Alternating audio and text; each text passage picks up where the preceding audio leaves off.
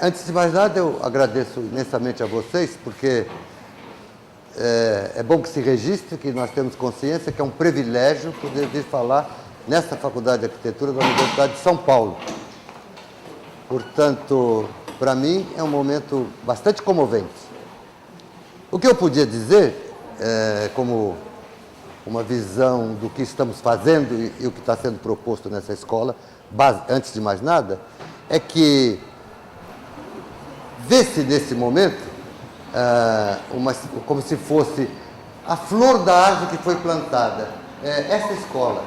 Porque essa escola tem na sua origem, na sua fundação, essa vontade nítida e essa força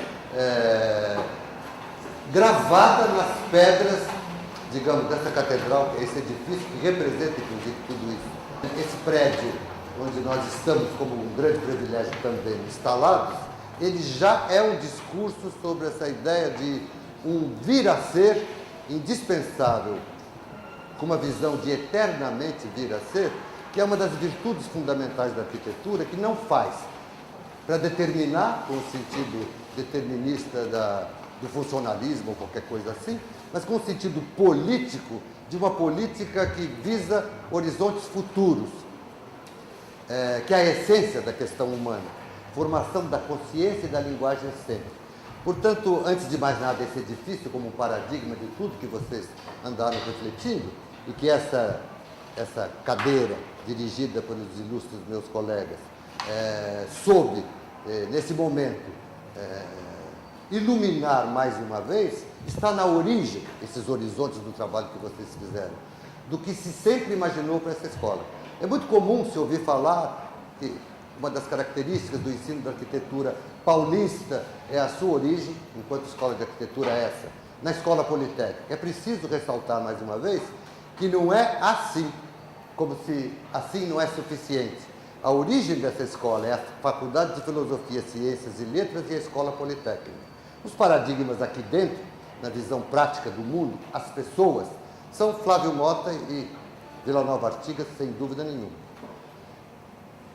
O que essa escola sempre pretendeu, portanto, foi exibir a sua consciência absoluta sobre essa questão fundamental da arquitetura, que não faz para ficar sendo definitivamente feito, mas se faz preciso para não cair, mas com a ideia de que vai amparar a imprevisibilidade da vida num horizonte desejado, não propriamente premeditado, mas é a visão dos desejos humanos. Nós, na América, temos o privilégio, deveríamos ter a condição da consciência de exibir como privilégio essa experiência. Porque o mundo era moderno, digamos, quando o seu Colombo desembarcou aqui. Os filósofos dizem isso. O mundo moderno se inaugura, digamos, com as navegações, Galileu e o rompimento dos dogmas na área das religiões, etc. Portanto, o moderno é um ser sempre oportuno. Não tem nada a ver com estilo, coisa disso. Há momentos de uma modernidade acentuada, advindos, no caso do movimento moderno, da Revolução Soviética, que abriu horizontes para a consciência social dos objetivos da arquitetura, a satisfação dos desejos humanos, habitação, etc. Mas são movimentos dentro da mesma coisa. Nós somos obrigados para ser, vindo a ser, prevendo vir a ser, sempre modernos, sempre oportunos. E essa visão da América faz com que a arquitetura aqui, porque isso não é uma novidade nossa, veja como construção, como uma arquitetura, como cidade, a primeira questão, a reconfiguração do próprio território, portos, etc. Eu tenho certeza que a disciplina já expôs isso com muita clareza. A América, assim moderna já de inauguração, é uma configuração para uma visão crítica dessa escola, particularmente enquanto filosofia e engenharia, lato sensu, do colonialismo, porque comentava-se, porque é muito oportuno, comemorou-se o ano passado inteiro 300 anos da fundação de São Petrogrado, Stalingrado, e 300 anos. As nossas cidades são da mesma época e são um desastre. São Salvador, Recife, Bahia. E um desastre que é interessante considerar para a arquitetura, na sua visão de evitar o desastre. Um desastre fabricado por cima da ideia de sucesso anterior. Eu vou contar uma história, porque ontem me impressionou, não sei se eu vou perder o fio da meada com esses parênteses, mas eu não resisto. Havia uma fotografia no jornal, eu não me lembro se era propaganda de alguma coisa, onde a figura de um boi estava voando. Vocês viram isso na Folha? Não sei se era propaganda ou obra de um arquiteto, de um artista. Um boi voando. Acontece que em Recife existe uma festa popular chamada Boi Voador. E essa festa tem a origem numa ideia de que, para efeito político de convencer a população, de fazer uma ponte, inclusive extraordinária, movediça para passar as embarcações, o seu Maurício de Nassau, que na ocasião ocupava aquele lugar, enfiou um mastro de um lado e outro do outro, com umas carretilhas, e fez um boi de verdade passar de um lado para o outro, para dizer o boi voador, porque aquela ponte teria, na ocasião, muito interesse, inclusive, em passar gado, coisas do tipo. O boi voador é uma engenhosidade, um engodo para seduzir, e hoje é uma festa, eles não entenderam nada, as últimas pontes que se fez não tem gabarito para navegação, acabaram com aquilo, os nossos pobres pernambucanos ignorantes, por que não dizer? Portanto, nós estamos condenados, se não abrirmos os olhos, não a não saber fazer, pior que isso, a ver as coisas degenerarem. E nessa revisão crítica do nosso passado colonial, de política colonial, que perdura até hoje, daí a oportunidade da revisão crítica está lá. Eu acho que já disse isso aqui para lembrar a vocês, a Espanha sem saber o que fazer com os marroquinos, a França sem saber fazer com os argelinos, a Holanda sem saber fazer com Sumatra, Bornéu. O passado é muito recente do desastre. A África desmantelada inteira. E nós, muito particularmente, temos como se fosse uma felicidade até, uma visão gráfica de escritura desse horror, o Tratado de Tordesilhas. Como se um bando de famintos tivesse que dividir um pernil e alguém pegasse um machado e dissesse, isso é seu, isso é meu. Quer dizer, a geografia foi para o brejo. Portanto, a reflexão que nós estamos fazendo, antes de mais nada, é levantar essa escola, eu imagino, como resultado também interessante, é divulgar essa visão que temos e o sucesso, que eu já vou avançar, magnífico do trabalho que vocês fizeram, no âmbito da própria universidade e do Estado e do país, para mostrar que a universidade é indispensável como lugar de reflexão, é vivo permanentemente no diálogo com a sociedade, políticas, constituição de ministérios, onde está o saber. Há uma defesa política de tudo isso que devia interessar os senhores. É um paralelo, não é diretamente, mas faz parte do objetivo do trabalho. A defesa da Universidade de São Paulo contra essa maligna questão que está aí da privatização e tudo isso, que acaba com a excelência das questões.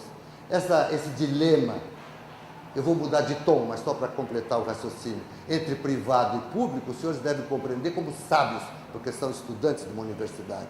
Não há, quanto mais você ampara de modo institucional a estrutura material da economia, ferrovias, portos, transposições de bacia, tudo que vocês abordaram, mais a iniciativa privada pode vender bombril, pipoca, fazer navios, explorar uma certa linha de navegação, porque ela por si, nenhuma empresa tem fôlego, nem é do processo.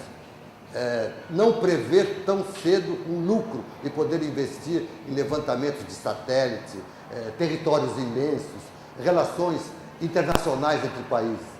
Portanto, a América tem que, antes de mais nada, no âmbito do raciocínio que nós estamos fazendo, reconsiderar que a divisão entre países é totalmente artificial, o que leva a questão humana a um nível mais agudo ainda de excelência, porque então é uma política delicada. Agora de dizer, muito bem, aqui se gere a la boliviana, aqui a la peruana, mas somos um continente. Alguns projetos são absolutamente comoventes.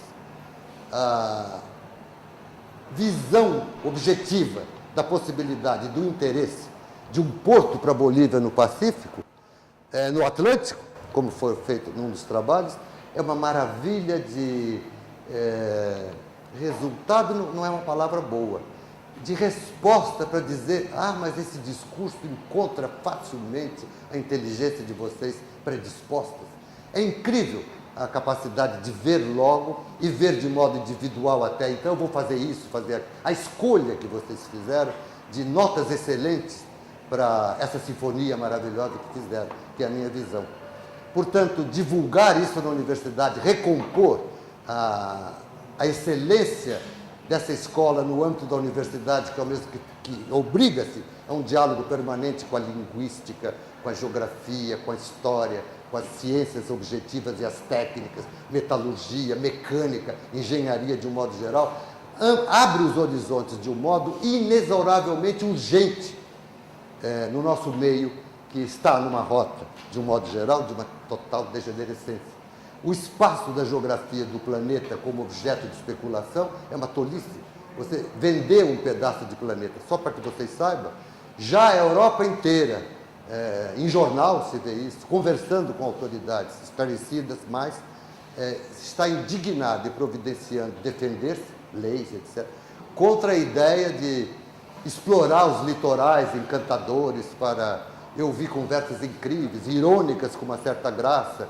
Um jornal publicou, para fazer propaganda, um jornal dos mais famosos do mundo, esqueci o nome, Financial Times, publicou uma matéria dizendo a melhor segunda casa da Europa.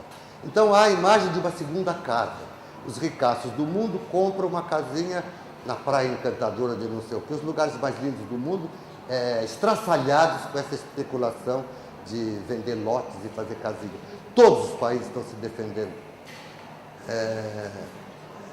Alguns países, eu não vou citar, mas já promulgou uma lei, não é que pretende, impedindo qualquer construção na costa até 10 quilômetros para dentro do continente, sabia?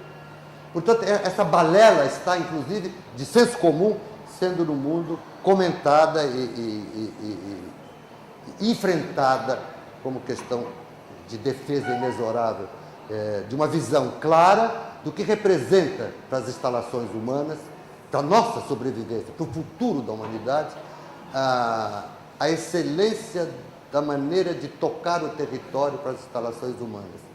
É uma beleza o trabalho que vocês fizeram. Todos os trabalhos, cada um é mais interessante do que o outro, o que mostra, inclusive, que o espaço é amplo dessa questão. Outra questão que eu queria chamar a atenção, se é que eu posso dizer alguma coisa que acrescente. Eu tenho certeza que não posso, porque é muito bom o resultado desse trabalho.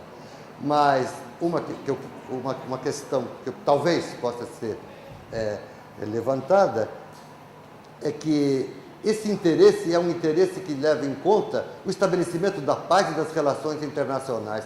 Faz com que a arquitetura, de fato, se sustente, como de fato deveria ser, no âmbito de uma forma peculiar de conhecimento, porque se é fácil levantar as técnicas, como óbvio, as ciências sociais, é preciso ver que ciência de relação internacional, ou seja, vocês abordaram um tema que interessa, um tema desenvolvido em vários tomos maravilhosos, que interessa ao Itamaraty, sem dúvida nenhuma. Interessa a formação do próximo ministério de um país inteligente, digamos que fosse o nosso. Quem são os homens capazes de levar tudo isso para diante de modo consistente?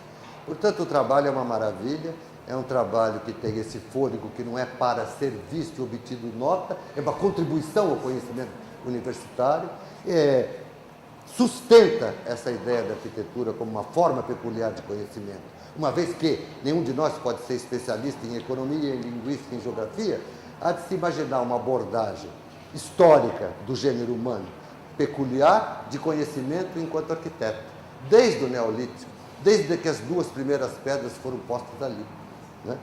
E falar em pedra, é preciso não esquecer isso, que nem sempre as pedras são os maiores obstáculos.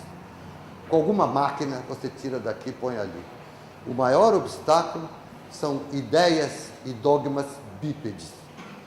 aquilo que vem não está firme falante e se torna um trambolho político que atrapalha, às vezes, países inteiros, etc. Eu acho que o tema da navegação, que aflora muito nesses trabalhos que enfrentam a geografia, num país como o nosso, que tem uma bacia hidrográfica extraordinária, para não falar no óbvio das costas, porque é o interior que é sempre o grande paradigma de ocupar, descobrir, penetrar a história das bandeiras e tudo isso. E, como estávamos comentando, você faz, com essa visão de arquiteto, aparecer virtudes que já estavam lá, quais sejam a das mecânicas dos fluidos, da navegação, da flutuação. O projeto que imagina o canalzinho navegável, o túnel navegável, e com uma abertura à luz do sol, a céu aberto, lá pelas tantas, onde há uma cidade, que você me mostrou, eu sei de quem é, no caso, é estupefaciente, como dizem os italianos. É para qualquer veneziano dizer, valeu a pena todo o nosso trabalho histórico, os canais, etc. E o mundo inteiro está debruçado nessas ideias. Nós estávamos comentando o que será Veneza, se não na famosa Laguna Veneta lá para diante, qualquer coisa como a Tóquio do Kenzutang, etc. Construir dentro das águas, etc. etc. Portanto, a FAO existe. É necessário que exista para exibir como ações exemplares o que as nossas escolas precisam, de arquitetura de modo geral. Há uma proliferação de escolas sem paradigmas, sem horizontes. A Universidade de São Paulo, se fosse por mim, eu morreria por essa causa. Seria um desastre que isso fosse levado de roldão nessa loucura que está por aí de privatizar, etc. O ensino, em tese, para um homem digno, é impossível imaginar pago. Ninguém pode pagar para aprender. Ao contrário, nós faremos tudo para ensinar os que vêm vindo. É um paradigma da condição humana. E, para não parecer que não vamos falar de tudo, não esqueçamos que dessas águas, desses mares, dessa mecânica de topografia, geomorfologia, planetária, já estamos com aulas como essa quase, laboratórios, na estratosfera. O homem pensa seriamente, considera expandir a vida humana ao universo. Haja projetos mais ainda comoventes, porque vocês não percam esse horizonte jamais. Sem emoção, o homem não consegue produzir nem uma matraca. É essa a ideia que eu tenho, tendo visto o trabalho de vocês. Bom, o que se pode dizer, assim, entre nós, é que a primeira coisa que surge de sentimento é uma inveja de não estar mais aqui, seja como aluno, seja como professor. Mas eu tenho a impressão que o tempo de cada um leva a isso, há um momento para cada coisa. Eu estou passando por imprevistas aventuras da minha vida muito interessantes também. E como diz, vocês contaram agora, eu conto depois a minha. É o que eu queria dizer para vocês. Eu vou dar um abraço aos meus colegas, que eu estimo muito. Eles sabem, por isso me convidaram. E defendam a Universidade de São Paulo, defendam a estrutura dessa FAO, para que o Brasil possa continuar tendo uma justa influência, por que não? Não no sentido de assumir posições de mando, nada disso, de assumir responsabilidade na América Latina e particularmente no Brasil, que é muito vasto, e haja escolas de arquitetura por aí desamparadas, que a FAO continue um paradigma. Bem, as universidades e as escolas, de modo geral, das universidades sempre tiveram um intercâmbio muito grande com o mundo inteiro, não é novidade nenhuma. A questão é que discurso fazer, né? Porque não são viagens pura e simplesmente. Então, o intercâmbio, em qualquer nível de conhecimento hoje, não há laboratório, não há pesquisa específica que não esteja ligada com 3, 4 outras pontas do mundo, sem o que não se faz nada. A questão é justamente afinar o discurso para não perder a oportunidade do que já há. Com certeza, com tudo isso, pode-se incentivar esses intercâmbios. Mas o problema é arrumar o discurso oportuno, não perder a oportunidade. A pior coisa que o homem pode imaginar que possa lhe acontecer é ter perdido uma oportunidade. E aquilo que você podia ter feito, não fez naquele tempo, pode recuperar sempre, mas a graça é você responder na hora que a coisa está ali, do evento. A nossa vida é um evento, inclusive do ponto de vista da vida individual, muito curto. Nós temos que contar mesmo com essa continuidade, não é? Como é que diz o outro? Não estamos aqui para morrer, mas estamos para continuar. Portanto, são os outros que vão fazer. Portanto, tem que dizer logo. Não para que os outros entrem na seringa do teu saber, mas que aquilo seja estimulante para um saber que se saberá. Tudo isso é muito interessante, sem dúvida nenhuma. Mas é um problema de assumir a responsabilidade que é original dessa escola, que ela assumiu originalmente. Por outro lado, a palavra paradigma foi bem lembrada, porque se nós estivermos convencidos que estamos abordando ou elaborando uma grande novidade, pode ficar certo que é um erro de saída. Esse horizonte de transformação e esse saber específico da arquitetura, do urbanismo e da engenharia já mora entre nós, como a história do boi voador. Nós temos jogado fora. Mais uma vez, todas as frentes de mar foram feitas assim. A famosa história do aeroporto Santos Dumont entre nós e coisas assim. O Porto de São Sebastião, sonhado há tanto tempo, que nunca foi feito, etc. Um recinto natural, 3 quilômetros de bacia de navegação, de bacia de revolução, protegidos por essa ilha extraordinária e o continente, com calado natural de 30, 40 metros.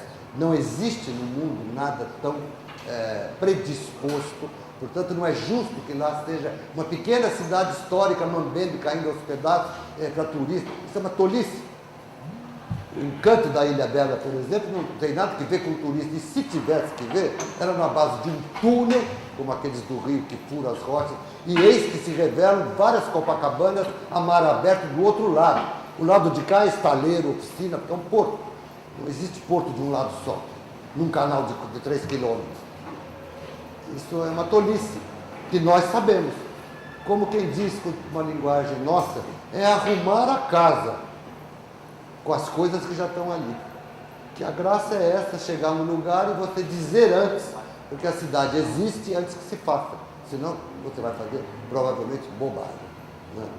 Tudo isso é um saber peculiar da nossa escola, que deve emanar para a universidade para alimentá-la, que é uma ideia também muito interessante, não abandone. A faculdade de arquitetura, sendo assim multidisciplinar, não está na universidade para usufruir do saber dos outros. Ela é o estímulo, por excelência, de todas as outras áreas do conhecimento. Aquela que sonha a cidade como uma possibilidade dessa consciência que nunca acerta, mas continua num caminho que parece o mais justo. E tudo isso é de uma beleza incomensurável num país como o nosso, num continente como o nosso, né? Muito extraordinário.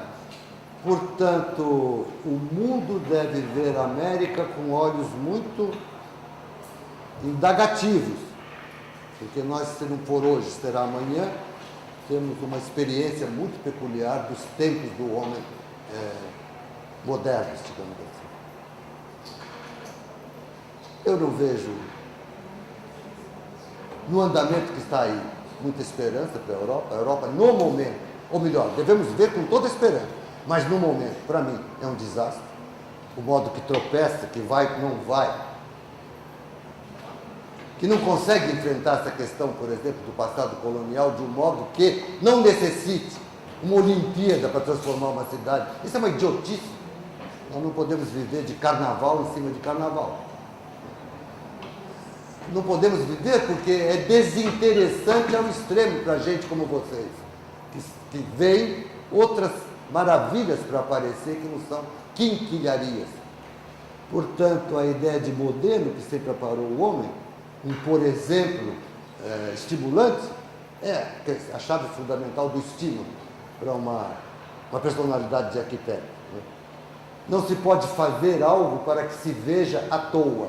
Deve-se resolver problemas de um modo nunca visto antes. Que aquilo, em vez de simplesmente necessidade, passa a revelar. Aquilo feito como coisa material, construída, passa a revelar os mais sublimes, acrisolados desejos do homem, no plano mesmo do indizível, né? No plano do erotismo da vida. Tudo isso. Essa é a questão fundamental da arquitetura. A ideia também não é fazer uma escola que tenha que ser imitada inexoravelmente. É só um exemplo estimulante. O certo, o sadio, é imaginar que lá na Venezuela, lá no Peru, o outro vai responder com qualquer coisa ainda que nós nem tínhamos pensado. Diz assim, ai que maravilha. Não é que nós sabemos melhor. Nós estamos levantando a justa questão, as justas questões, ou as questões num justo universo da dignidade humana. É essa a chave do exercício, o valor do exercício. Né? Devia ter 2 notas a escola, uma visão de brincadeira, digamos. Uma nota de cada aluno, porque tem que passar de ano, tudo isso. Depois uma nota, digamos, para o 5º ano da FAO, dada pela escola inteira. Esse ano, nota 10. A escola é assim. E com isso pode-se recompor esse edifício, que é uma das coisas também, objetivamente, do cotidiano, da vida doméstica. É mal para essa escola não ser compreendida por nós, ela mesma. Aqui tem que desaparecer até o último vestígio dos pequenos galpões e soluções tolas de idiosincrasias individuais, que eu preciso disso, uma divisória. Vamos fazer com que o Artigas perdesse o fôlego se entrasse aqui hoje e disse, ai, que maravilha. É outra escola e não tocar em nada. Essa é a maravilha de tocar mais uma vez a mesma sinfonia. E coisas assim, que enchem a alma. Vocês podem viver bem. E na prática, para não pensar que estamos sonhando, as coisas são assim. Eu contei para os meus colegas que eu soube antes de ontem, eu fiquei muito impressionado.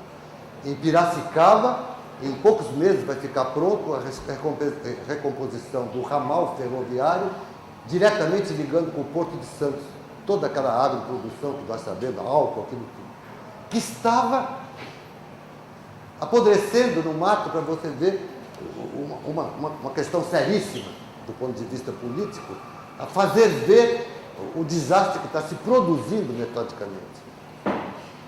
Não existe fenômeno. Vocês tinham que também vaiar restos na minha opinião, de anacronismo, professor que fala em fenômeno urbano. Não há fenômeno. É tudo feito premeditadamente com certas políticas, no âmbito da política da cidade. Não há fenômeno.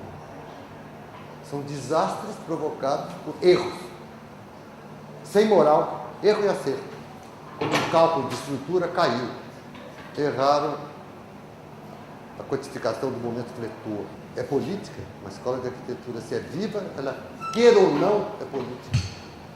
Vamos recompor pacientemente o desastre que parecia inexorável. De fato, durou muito. De fundar uma cidade universitária, foi uma burrada da inteligência paulista. A universidade estava dentro da cidade, todo mundo sabe onde era a escola politécnica. Até hoje, a faculdade de medicina está lá, faculdade de direito. A nossa FAO era na Rua Maranhão.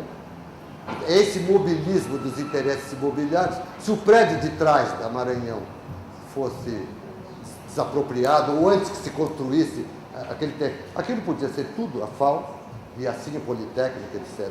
Independente de um Betatron, qualquer coisa, poder estar no meio, onde deve estar, afastado.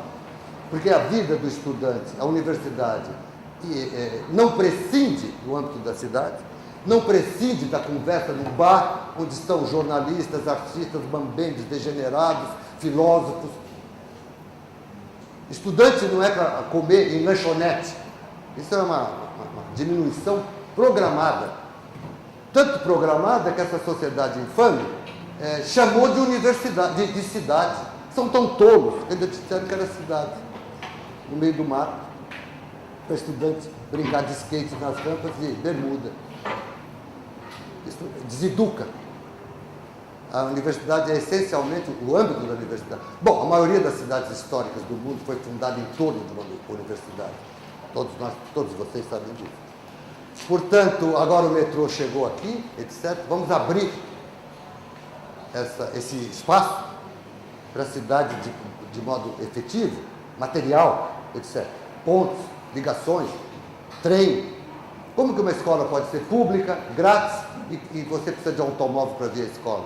É uma visão elitista, de malignidade para manter privilégios, etc. Às vezes sem essa consciência.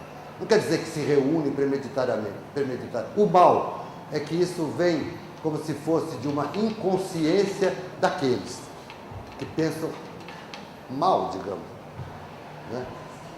Nós temos que replicar, evitar a figura que está na literatura até do conformista. Nada está bom. Podia ser melhor. E algumas coisas estão horríveis, que não tinha que ser assim. Outra besteira é você dizer, então onde será essa cidade? Ela vai daqui até a beira do rio, como se fosse antes do Teodolito. Porque se já tivesse começado assim, uma parte lá, uma parte aqui, com várias pontes, e o trem servindo, já poderia ter sido mais fácil de intrigar-se com a cidade num certo tempo. Agora é mais difícil, mas já é mais possível. Está tudo por aqui. Está bem, porque se há uma carga que nós gostaríamos de assumir sempre enquanto indivíduos, imensa na construção da nossa vida, é justamente a formação dessa consciência e esse trabalho inaugural de dizer as coisas já desde o começo que cabe aos jovens. Jovem não foi feito para se divertir. A melhor idade para o combate, para a luta, é dos 16 aos 25, aos 30. Os senhores não são jovens. São homens e mulheres. Isso precisa saber também, considerar. É uma questão da nossa época que infantilizou tudo. Inclusive o ensino primário, que essa universidade podia pensar também um pouco em influir. Não se pode começar a ensinar hoje um menino o mesmo beabá. Você tem que começar já com mecânica quântica, porque a matemática foi feita para tornar isso claro. Não é para fazer dificuldades, fazer ver quem acerta, quem erra, com um X em quadradinho.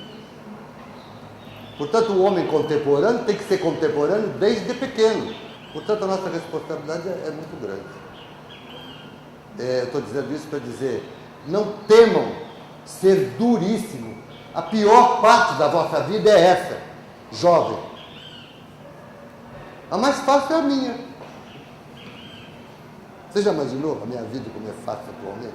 Imagine que você vai ver que é. Pode não ser no plano da angústia da responsabilidade, o que queira. Das fraquezas, da timidez, sabe-se lá. Quem de vocês pode saber o quanto eu me sinto à vontade, etc. Qualquer um de nós, depois que chegou na maturidade, recebe encargos.